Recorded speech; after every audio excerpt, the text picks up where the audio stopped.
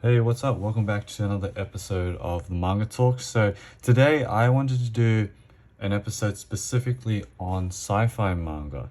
And the reason why is if you followed me on Instagram, recently I have finished this book here called Seaside Beta by Ohuton, published by Glacier Bay Books, and it is one of the best reads that I've had in a long time. It was really refreshing. It felt really unique, and that kind of just pushed me to create this video where I just want to talk about generally, I guess, my experience with sci-fi manga in general. I may go on to like other talks about other topics, but we'll see how this video goes. So I just pulled a bunch of sci-fi manga from my shelves to just go through during the video, but we'll start off with the main book that, kickstarted this, which is this here. So Seaside Beta I have previously shown off, but just to go over it again, essentially what we have is our main character's name is Ikebe. He's a physics student, which actually is a parallel with ohuton themselves. They are also a physics student. They do manga. If you see here, those two other works are also published by Glacier Bay, and they've also do animations as well. They've done an animation for a music video, which is really, really clean. I'll put that link in the description. But Seaside Beta is essentially set in a world where exists every time you talk, you have these speech bubbles come out. Every time you think, they show up as well. So it's a world where the laws of physics and the laws of nature everything is the same except for these speech bubbles. They're like a physical thing. So the physics students and the professors and all that, they are currently studying those speech bubbles and seeing how they work, why they're such a phenomenon, that sort of thing. And in the town as well, you have this gigantic black tower that I guess creates all of these speech bubbles. And so the story is following Ikebe as he discovers more about these speech bubbles, and I don't want to spoil the actual story too much, but over time we sort of learn more about the world, and what really props the story up and made it unique was these little interludes here where we get a sort of parallel plot that gives us a lot of information about the reality that we're living in.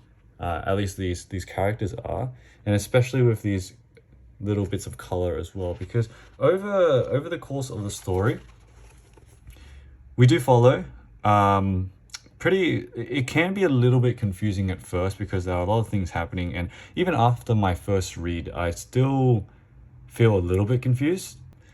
So it's something that has a lot of rereadability, and I definitely will revisit this manga in a bit. But as well as the plot that I was talking about, which I don't, again, I'll try to keep it like general. I don't want to spoil too much because it's great, but there are a lot of themes of reality, making meaning and purpose in your life.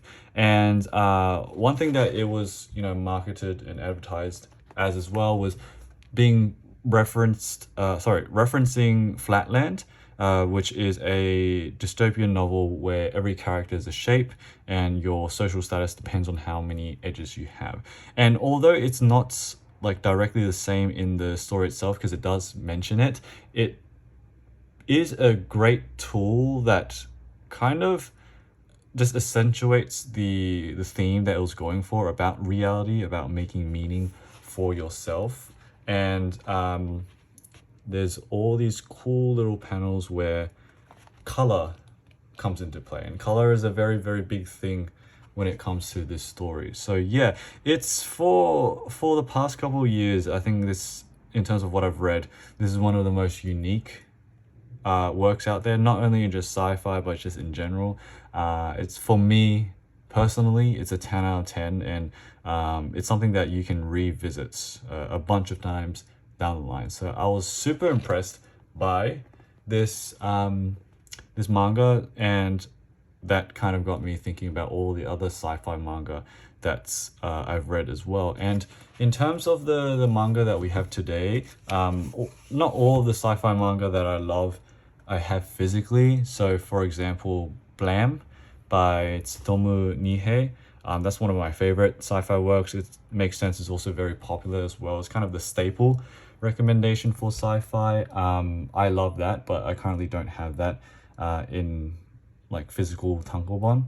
But I did pull off a couple other things off the shelves, so I could talk about that. But yeah, highly recommend Seaside Beta. It's, for me, just in my opinion, a super refreshing work that's the way it's told, the artwork, and the interweaving of these different plot lines all coming together at the end was amazing. So yeah, that was Seaside Beta by Ohuton. And so let's go on to the other works that I have. So you might recognize a couple here. Some of them I have shown, some of them I have not. So I guess I'll start off with the ones we'll start off with this one here. So I've just got volume 1. I've got the entire set actually, so it's just they're all on the shelf. This is Dead Demons Dedededestruction by Inio Asano, who is most popular for Punpun or Yasumi Punpun, one of my favorite manga as well. This was a sci-fi manga that's released a couple of years ago now. It's finished now, and it also received an anime. So I have both read the manga and also watched the anime. The anime came out recently as well in the form of 2 movies, if I remember. One of the main characters is voiced by the lead singer for Yoasobi, and the other one was voiced by like another famous singer as well.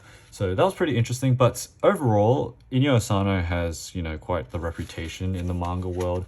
He is most known for Goodnight Punpun, which was, when I started off manga, it was one of the most distinct and poignant reads I've had, and it's still to this day quite unique. But Dead Demons is a sci-fi work which follows pretty much middle school students, I believe. They are living in a world which is presumably threatened by these UFOs that are just dangling above in the sky. And it is a commentary sort of work. It's a satire on a lot of different things. And so you can see here that these are examples of the little spaceships that are flying around. But let me just get a shot of the giant spaceship if I can, because it is iconic, I would say. Here we go. So this giant thing is just above in the sky, but it hasn't done anything. Sometimes you can see little spaceships flying out from it, but from this, the scenario is essentially what should we do if something like this happened? It's kind of in a limbo state where the spaceship hasn't done anything. We can see some aliens sometimes, but they haven't hurt anyone. It's kind of scouting around. So what would humanity do? And I think Inio Asano makes a really good job of portraying the different sides and the different things that groups would do. So we even have groups who are very militant on defending against these spaceships, others that are more skeptical, others that supports communication between humanity and the so-called invaders. And it's such a great commentary on a lot of different social issues at the moment. And so this whole series is, I think, 12 volumes long, and it is fully published in English by Viz, which makes sense. Pretty much everything by Inio Asano is published in English by Viz, so no shortage of his works there, and you can get them pretty easily. And something cool throughout this work is that we have this sort of meta section of the manga where we have this manga called Isobeyan that kind of is a parallel to what's happening with the characters, with the story. And so because it's quite a long story, there's a lot of different things that happens, but it does get political. There is a lot of violence, bloodshed, and a lot of sad moments too.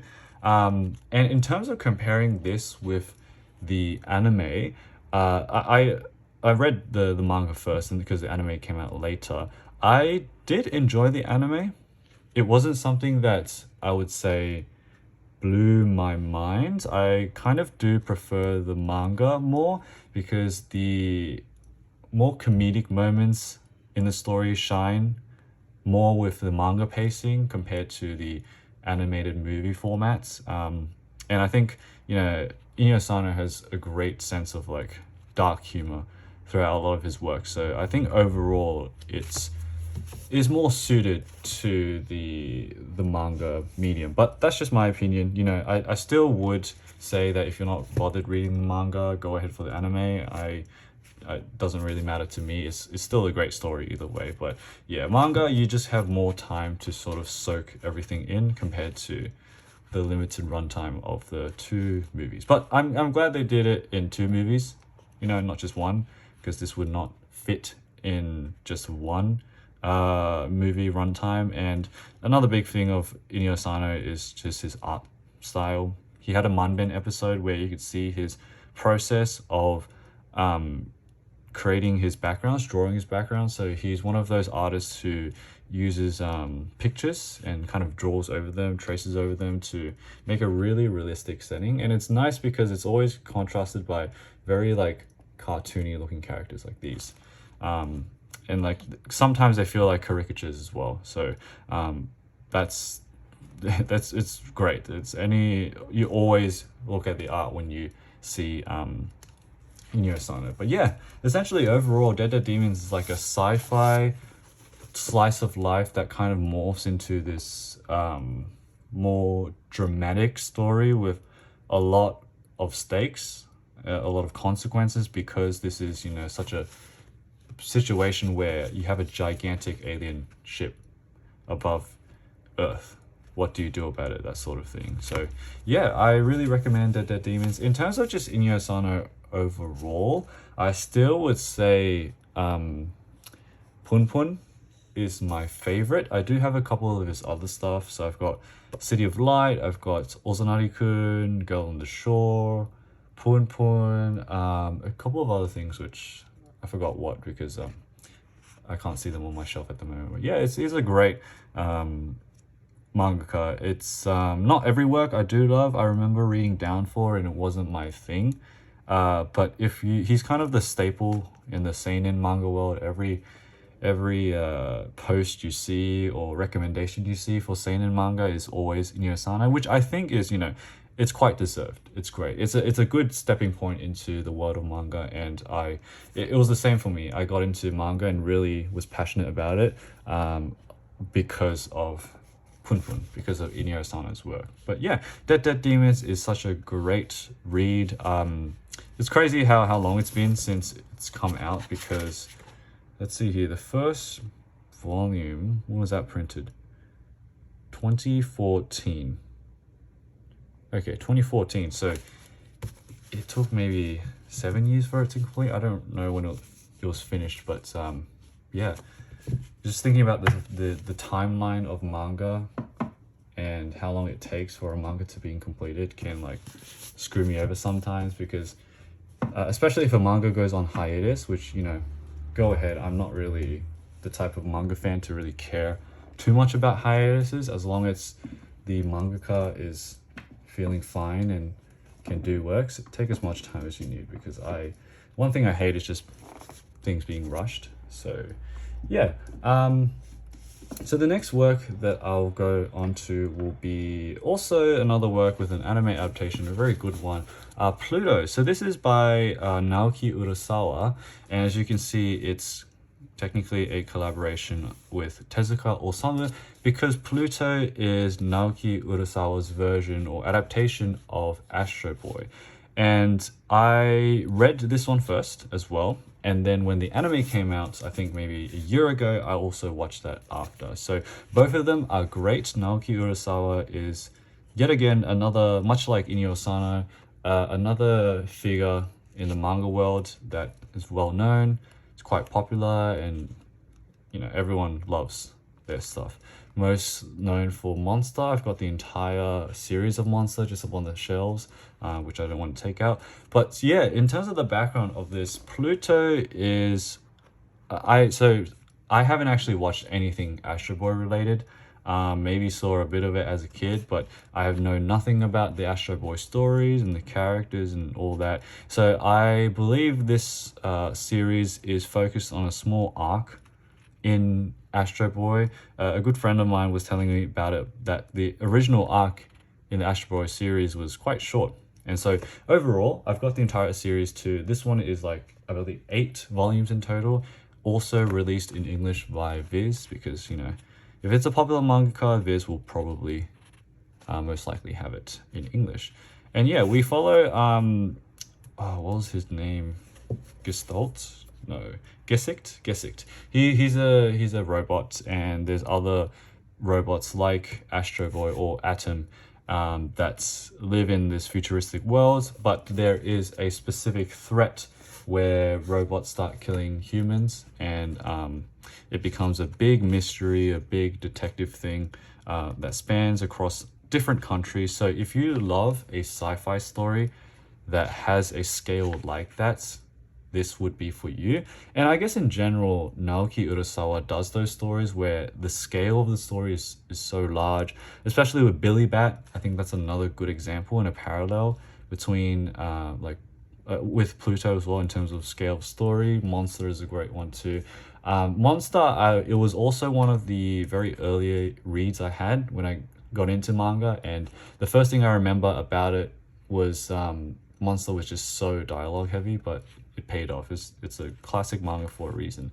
But back to Pluto, the anime adaptation of this was amazing. So it's hard for me to recommend which medium to go for, because I do love both of them, because Urasawa is such a master of this specific medium, but the anime adaptation was very strong too.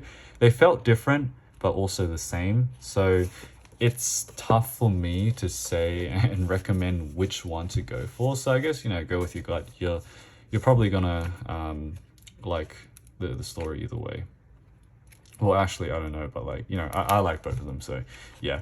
But it also has a lot of its emotional moments, because, you know, this is a sci-fi story. A lot of it is set in this world where robots are everywhere, but these robots are so advanced where the whole idea of robots having emotions is such a big part of the story. And there's a specific moment where I've teared up, both in the anime and the manga as well. It is such a sad story, but you've also got a balance with really cool scenes like this, like action scenes, because Gesicht is he's a detective, and there are a lot of scenes of him just running around trying to find the culprit, that sort of thing. But he has his own problems as well, which make his character really in depth. You know, it's not a shallow portrayal of a robot in any other story.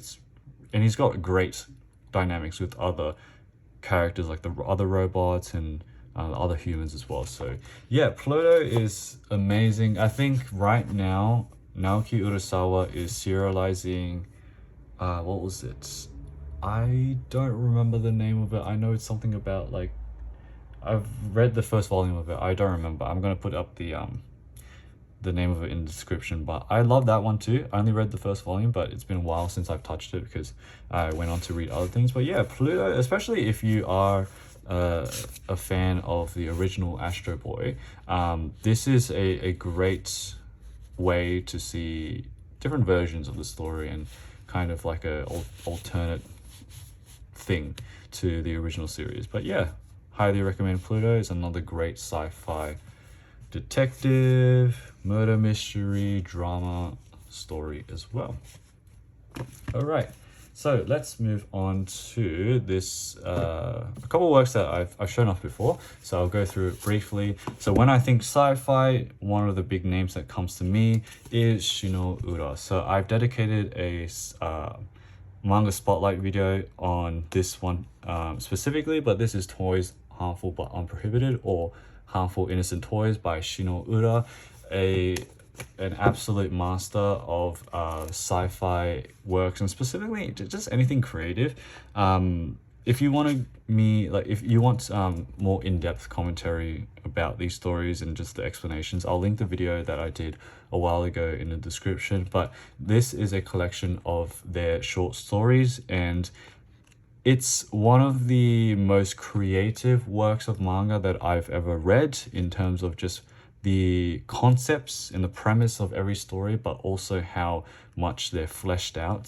For example, here we got a story where this person has been stuck in time for so long that they've made their own alter ego, and they've thrown so much trash into the sky that it's created its own planet. The mass of everything has been so dense that it formed its own center of gravity, that sort of thing. We've also got really cool concepts of indestructible mermaids that don't feel anything, how they exist to the end of time and to the end of war. We've also got what else do we have? The first story, which looks at these it's the title story of it has this name for its chapter, but it's looking at a student going through a museum of toys that were taken out of the market because they were unethical.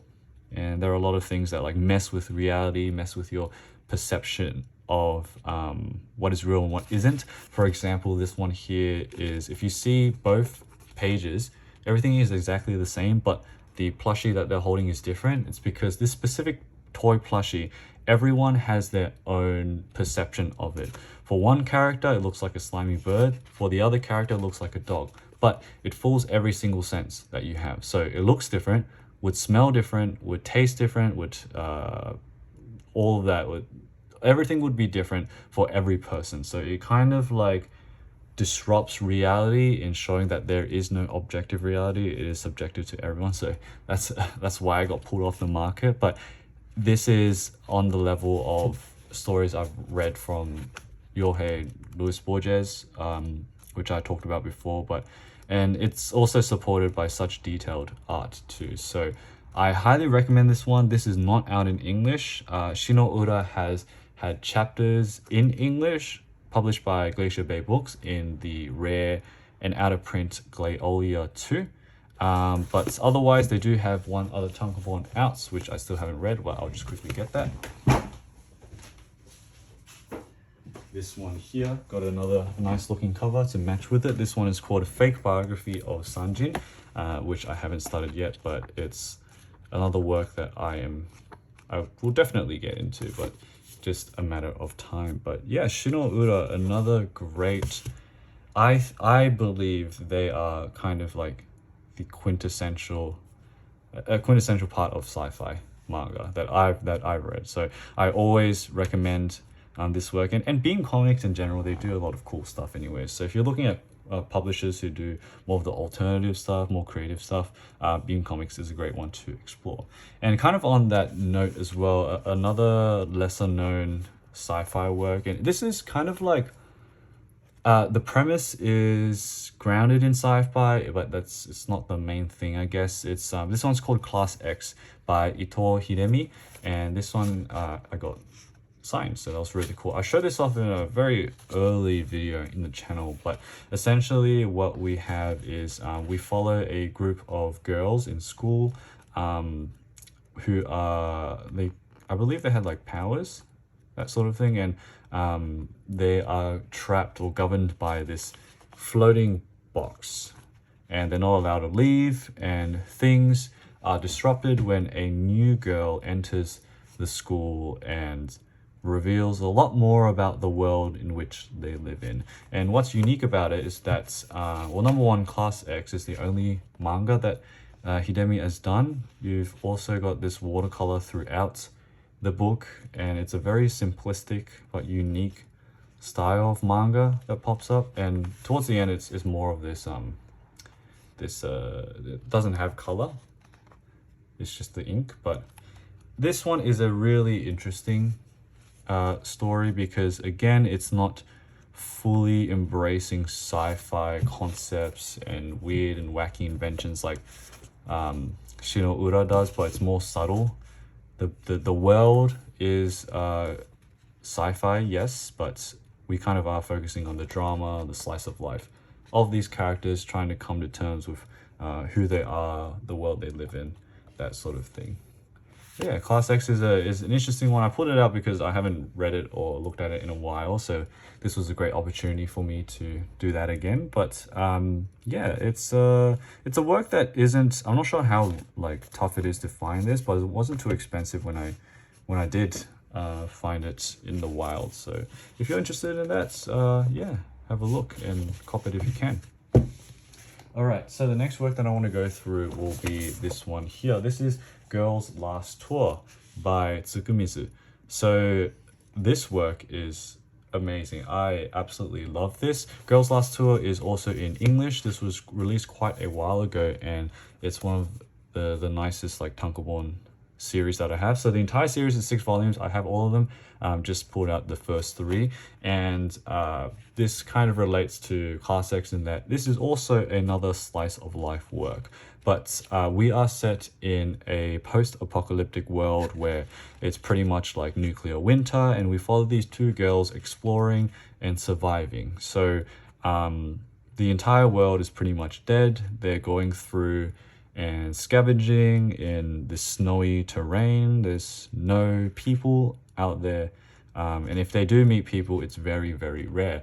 And the main appeal of this is that it is a very cute and wholesome slice of life, but it's juxtaposed with this depressing situation where it's only just them. There kind of is no escape out of this world because everything is dead, and they go through and find different remnants of the past in the world, and it just makes it even more depressing to see. And it's such a great balance between the two, having wholesome moments but the existential dread that is living in such a world like this. And one of the cool things as well is I love the art style. It's a very cute art style, but you do get this all these scenes of like these buildings. Tsukumizu does great with like showcasing different types of buildings and all these structures in the world. Kind of reminds me of Blam, but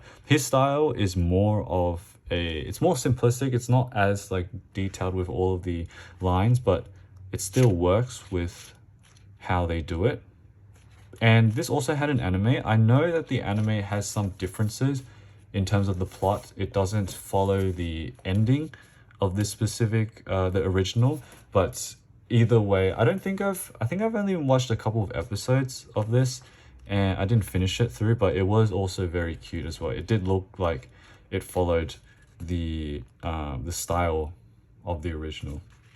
So although it on the surface it does look like a cute sci-fi series, it's I would say only go into it if you're up for an existential story, something that could really trigger that crisis in you when it comes to just like thinking about the world and purpose and all of that. But it's just such a great work that follows that. And in terms of like the sci-fi elements of it, yes, you've got the post-apocalyptic world. You've got some like different inventions and gadgets and different things they see when they do explore the world. Again, the slice of life, I guess, is it's the forefront of everything, but in my head I would still think of this as like a sci-fi series because of the setting, because of everything that they encounter. But it's still very human focused. It's focused on these 2 characters, but highly recommend it. It's cute, it's sad, it's got everything. And Tsukumizu has not done that many works after it. I think they've done like a comedic series called like Shimeji something like that. But yeah, have the entire series in this, and would highly recommend it if this looks like something you would like. And so I think the last series that I will go through for today, it's currently releasing in English right now, but it's been completed for a while. I've got the volumes of My Name is Shingo by Kazuo Umezu, or Umezz. It's the first time I've shown these books off in the channel, but I've had these for a while. I've read this quite a while ago too. It is most likely my favorite Umezz work. It is very tough to choose a favorite Umezz work, but I think it's between My Name is Shingo or God's Left Hand, Devil's Right Hand, which I do have both of. God's Left Hand, I don't have the perfection editions, but these ones are the perfection editions. So in the Japanese release, they were the special editions that came out to celebrate the 50th anniversary of Umezz, but unfortunately, rest in peace, Umezz only passed away, I think, around last year. So yeah, this is currently in English, I believe. It's up to the fourth volume right now. In total, there are 6. And so I guess I won't show the others too much, not to spoil those who are still reading Shingo, but I'll say right now, I'm going to flick through these books. There will be spoilers. I'm not going to talk about the story specifics too much, but yeah, they will be on screen. So just a warning for those who are still reading and still waiting for the story to come out in English. But My Name is Shingo is one of the most ambitious manga that I've seen and that I've enjoyed, and especially with these perfection editions, they really put effort into these. We've got color pages, we've got all these different color variants throughout the whole thing, and it's stuff like this where you have these pink and different toned pages throughout. But My Name is Shingo, essentially it follows this boy. I don't remember this boy's name. It's been a while since I've read it, but this boy and girl, I think the girl's name is Marin, his name is, I don't remember, but they meet, and through a couple of things, they encounter a robot in his dad's factory, and over the course of the story, this robot sort of develops. They teach it things, and it becomes its own entity and starts influencing the world that they live in. That, I guess, is the general gist of the manga, but it's such a wild manga where I can't describe everything that happens because there's so many things that do happen, but the amount of times I've been shocked reading this and coming into unexpected plot points in the story was crazy. I absolutely love this manga so much. I think ambitious is a really great word for the entire manga. But yeah, it is. I have heard people talking about, how the first couple volumes are a bit slow. I do agree. They are a bit of a slow burn at the start. I would say the payoff would come maybe second, third volume. It starts to build up, and everything after that is crazy. But if you have the patience for it, I really would recommend you to stick through with them. And it's cool that Viz is giving the perfection edition treatment to the English versions. Like they're putting out big, I think are they hardcover? I don't remember if they're hardcover, but they're putting out big versions of this book.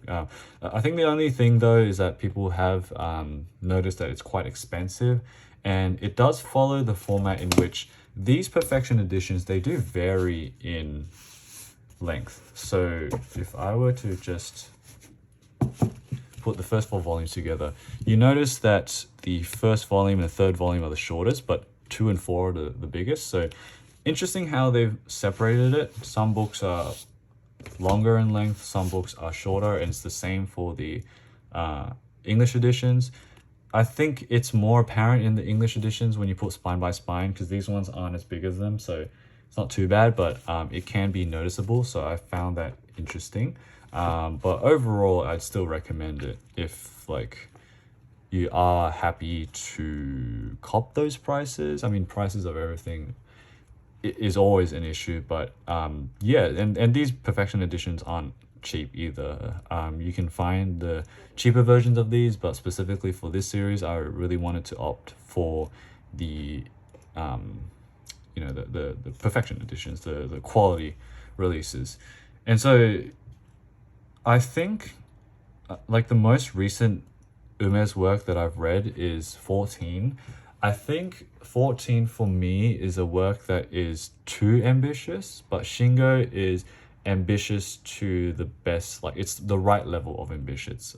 14 was all over the place, and Shingo feels, it doesn't feel like that. It's got an ending in mind, it's got a purpose, and there are so many crazy things that come up throughout. And in terms of the sci-fi elements of Shingo, because we have this robot that becomes its own entity, becomes aware of its surroundings and the world and how it can influence the world, there is a lot focused on that, and it's a great story that really incorporates existence, purpose, meaning, and everything into one thing. And another thing I think is interesting as well is that there are some very gruesome moments in the manga. You think Umezz, that it's kind of a staple for Umezz, you know, you read God's Left Hand, that's just the entire manga, but there were some moments that really caught me off guard. There's like, in terms of warnings, I think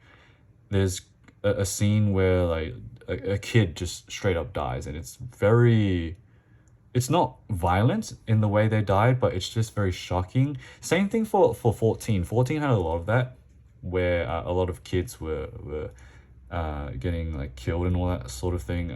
But yeah, there was some very shocking moments in the entire series for Shingo that caught me off guard. So I guess a warning for that. But it's not as much as like 14. So I guess that's the only solace if you can't stomach that.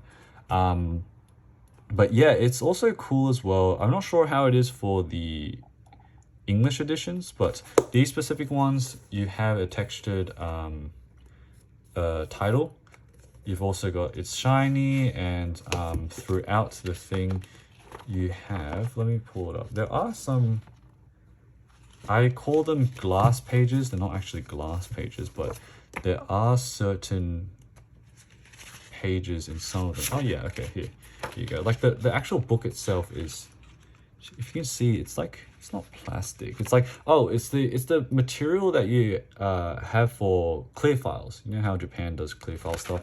It's that material.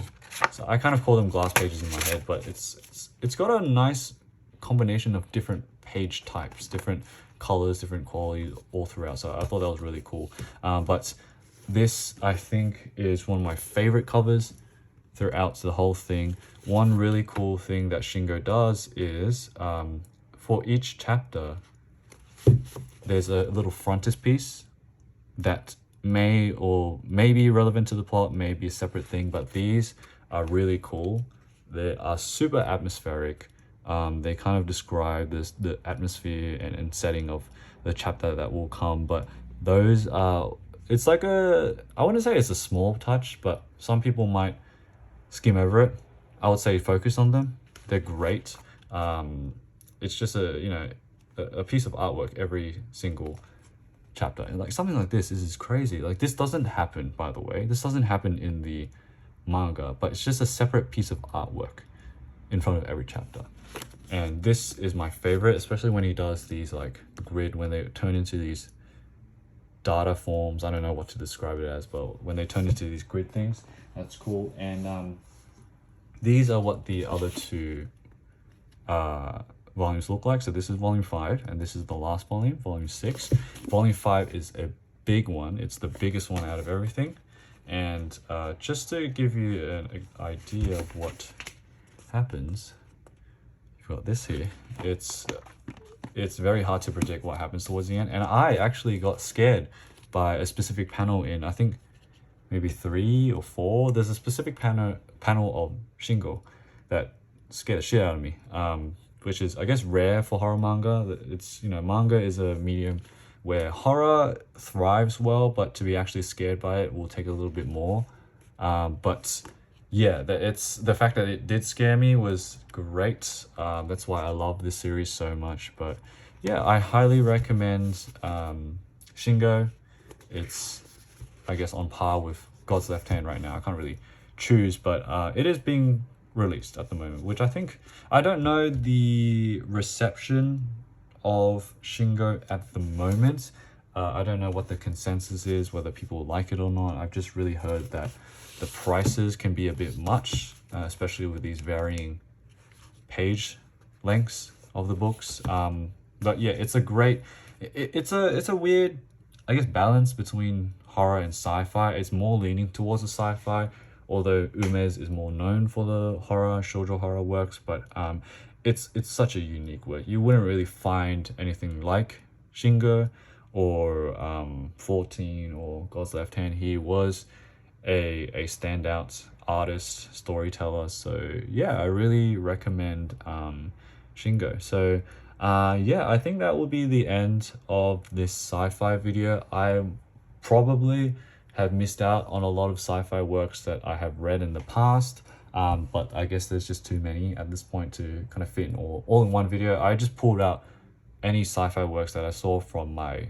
shelf. But yeah, it's a great genre overall. In terms of sci-fi books, I have read quite a couple. I love a lot of stuff from H.G. Wells, specifically The Invisible Man was a great one. First Man on the Moon was a great one too.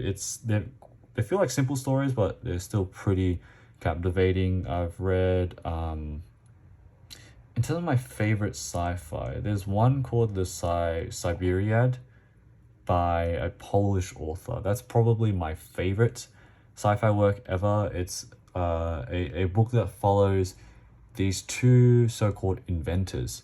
They can create anything, and they have a lot of like wacky, wild adventures. It's the best sci-fi thing I've ever read. I think the first story that they had was like they created a machine that like could get rid of every concept or object starting with the letter N or something. It was just crazy, but I think I would recommend the Siberia the most in terms of sci-fi. But yeah, sometimes sci-fi can be a hard thing to get into, especially when it's because it's such a heavy world building medium genre. You're gonna run into so many different terms, so many different concepts, inventions that you got to keep track of, that it can be tough. In manga, I haven't really come across that too much. It's been okay so far, but specifically for books, that's a big thing. So yeah, that's I would say that'll be the end of the video today. All of this came from me reading Seaside Beta from Ohuton and Glacier Bay, so big shout out to them. But yeah, I do recommend all of the works that I showed off in the series, and of course Blam is a great one. Anything by Tsukumizu is great. But yeah, thanks for watching. I'll see you guys in the next one. Bye.